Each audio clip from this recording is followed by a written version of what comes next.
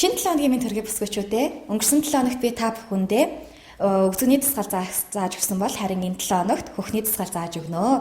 Өөдрийн миний зааж өгөх дасгал маш хялбархан. Та сандал дээрээ суугаад ч намайг дагаад хийх боломжтой байгаа. Ингээ бүгдээрээ хамтдаа эцгээе.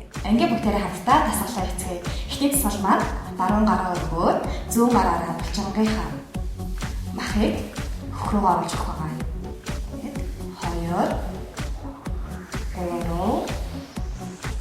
2 нөгөө гараа маань дээр 1 2 3 4 одоо цээжнийхаа махыг хөрөг оруулж ирнэ 1 2 3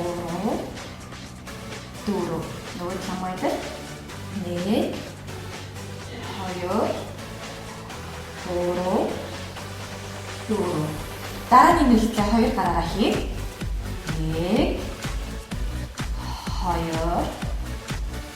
3 4 дараагийн маань дасгал та бүхэн өхөө унчаас сэргийлэх дасгал аргамаа 2 гараа нэгж атгаад сайн чанга атгах хэрэгтэй тэгээд 2 гараа ойртуулаад салгана энийг мэдээж хурдан хийх хэрэгтэй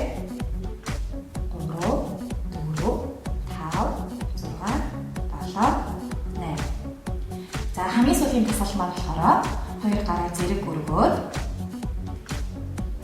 1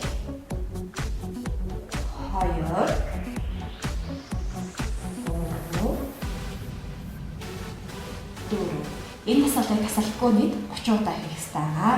Ингээд өнөөдрийн манай хөхний дасгал маань дуслаа. Дараагийн дасгал хүртэл түр баяртай.